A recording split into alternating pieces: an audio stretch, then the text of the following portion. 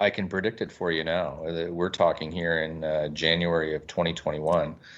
A year and a half from now, there'll be an election. And the major issue in the election is going to be taxes. Yeah. And the major issue in the last election was taxes. They're high here for sure. And it's a significant issue. I think our council has done a very good job at keeping them below inflation.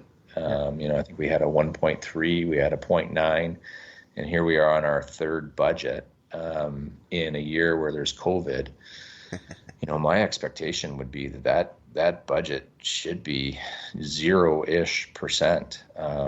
We've had a heck of a time. Our businesses are in a really tough situation, and I just don't see how we can go forward with massive bills for the residents this year in particular. And I mean, Orangeville's been pretty good with helping provide some reprieve with that as well. I mean, the council has helped a little bit, has helped relieve or at least push off some of that burden. Yeah, you think about that, and there's certainly some benevolence on behalf of council and town staff in doing those things for sure. Yeah.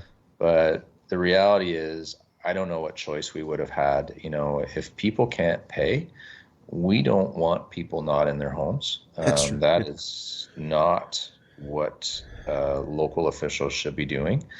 So, it could have been very disruptive for everyone if we hadn't have acted in the way that we did. So, although I think people think that's a really nice thing to do, I think it was just a have to do. We had to do what we did and do it quickly. I don't know. I'm not sure we deserve accolades for that. I think it was just, it was like putting your pants on in the morning, Josh. Like it was something we had to do, right? Well, it's great to hear because I mean, I know.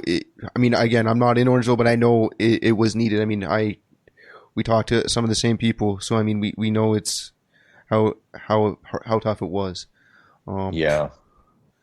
And yeah, and I mean, now again with everything going back down, it's going to be rough. Well, my wife and I haven't left our house since March. I mean, we certainly go outside, don't get me wrong, but I've been working from home for almost a year now. Yeah. And it's hard. It's hard on you mentally. Fortunately for us, we're still bringing in an income, and that hasn't been disrupted. But I know others are not so fortunate. Yeah. But this will have ramifications for us, and the sooner that we can get our federal government and provincial government to ensure that we're all vaccinated, I think it'll be a relief for sure. 100%.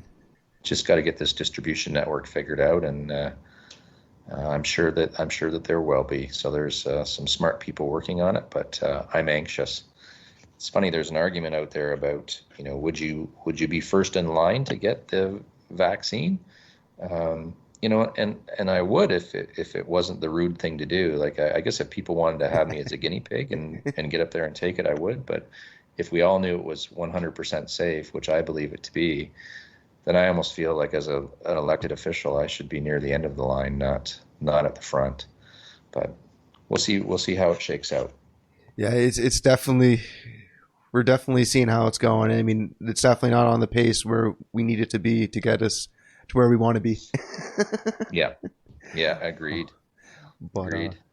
So if you don't mind, can we talk about a little bit about the transit situation in Orangeville? Sure. Yeah. Awesome. Thank you.